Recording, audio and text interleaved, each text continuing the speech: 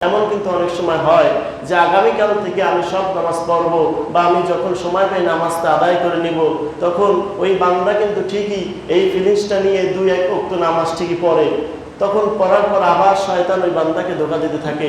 শয়তান চিন্তা করে, হায় আল্লাহ, এটা কি করে, আমি ওকে নামাজ না পড়াইয়া আমি প্রায় জাহান্নামের কাছে নিয়ে গিয়েছি, আটটুখানে যদি নিতে পারি তাই তো জাহান্নামের ভিতরে পড়ে যাইবে। মনে করেন জাহান্নামে যাইতে হলে 100 মাইল অগ্রসর হইতে হবে, শয়তান 80 মাইল অগ্রসর করে নিয়ে গিয়েছে। সারা জীবন গুনাহ করাইতে 80 মাইল চলে গিয়েছে কেউ। এখান থেকে ওই বান্দার মাথার ভিতরে চিন্তা আসলো, আরে আমি তো সারা জীবনই গুনাহ করলাম, আমি তো জাহান্নামের পারে খেলাধুলা করতেছি, যদি পিছলিয়ে পড়ে যাই তাহলে তো জাহান্নামের ভিতরে পড়ে যাব।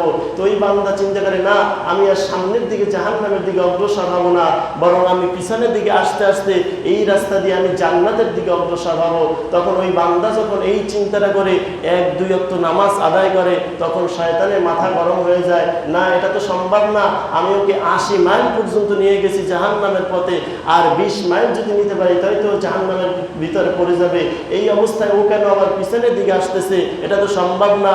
এই বান্দা 2-1 ওয়াক্ত নামাজ যখন পড়ে তখন শয়তানের মাথা গরম হয়ে যায়, না, ওকে কোনোভাবেই পিছনের দিকে আসতে দেওয়া যাবে না, ওকে সামনের দিকে নিতে হবে, তাতে আমার যা কিছু করা দরকার। তো শয়তান কিন্তু তখন আপনাকে কোনো বাইল না পেরে আপনার শরীরকে অসুস্থ করে দেয়, দুর্বল করে দেয়। এখন নামাজ পড়তে ভালো লাগে না, এখন কে রুকু সিজদা করবে, এখন কে মসজিদে যাবে, কে উযু বানাবে, কে আল্লাহর কাছে সিজদা দেবে, এমন একটা মনের ভিতরে ভাবনা কিন্তু আল্লাহ ওই শয়তান ঢুকায় দেয়। তখন কিন্তু ওই বান্দাটা জান্নাতের পথে আসতে পারে না।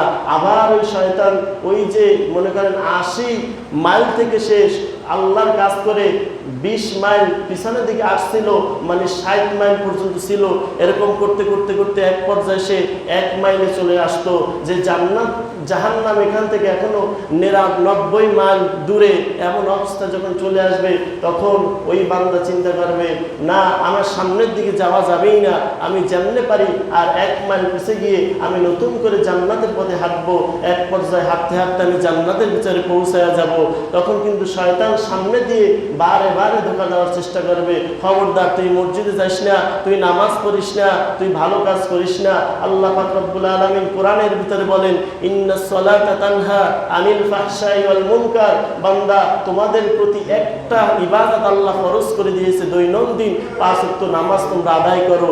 এই 5 ওয়াক্ত নামাজ যদি তোমরা আদায় করতে পারো, এই যত খারাপ কাজ তুমি করো এই কাজগুলো থেকে তোমাকে এই নামাজে এক পর্যায়ে তোমাকে ফ্রেশ করে দিবে, ভালো করে দিবে, তুমি আর কোনো খারাপ কাজ করবে না।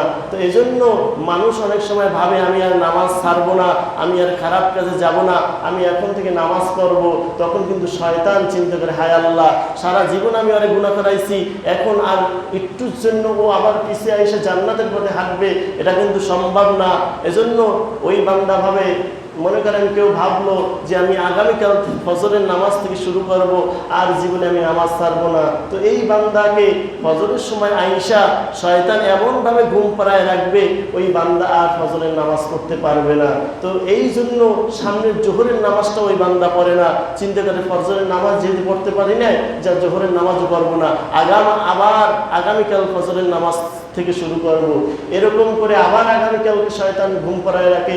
এরকম করতে করতে করতে করতে ওই বান্দার আগামীকালটাই আসে না যে আগামীকালকে সে নামাজ পড়বে। তো মুমিন বান্দা চিন্তা করবে যে আমার ফজরের নামাজ আমি পড়তে পারি নাই, শয়তান আমাকে ঘুম পড়িয়ে রেখেছে, তাতে সমস্যা কি, আমার জোহরের নামাজ তো সামনে, আমি জোহরের নামাজ কেন ছাড়বো, আমি জোহরের নামাজ পড়ে ফেলবো।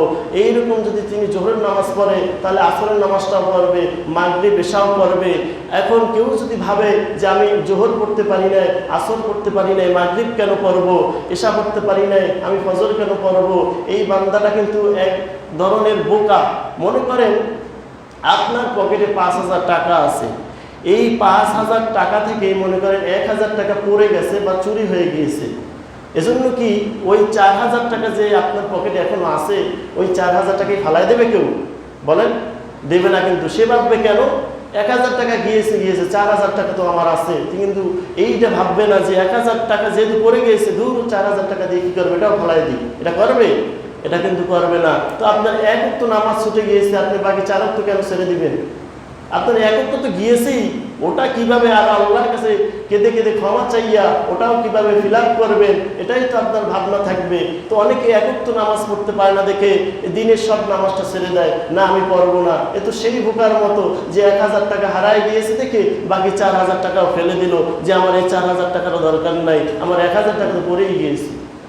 তাহলে 1000 টাকা আপনার হারাইতে পারে, এজন্য কেউ কিন্তু 4000 টাকা ফালাই দিবে না। আপনার এক ওয়াক্ত নামাজ ছুটে যাইতে পারে, এজন্য কিন্তু 4 ওয়াক্ত নামাজ কেউ ছেড়ে দিবে না। আপনি যদি ফজর না পড়তে পারেন, জোহর থেকে শুরু করেন, জোহর পড়তে পারলেন না আসর থেকে শুরু করেন, আসর পড়তে পারলেন না মাগরিব থেকে শুরু করেন, মাগরিব পড়তে পারলেন না এশা থেকে শুরু করেন, এশাও পড়তে পারলেন না পরের দিন যেটা পারেন সেটা থেকে শুরু করেন। আর এমনভাবে শুরু করেন ইচ্ছাকৃতভাবে আমি আর জীবনে নামাজ পড়বো না। আপনি যদি শক্ত করে মজবুত করে নামাজটা ধরতে পারেন, এই শয়তান আপনাকে নামাজ পড়ার জন্য সহযোগিতা করবে।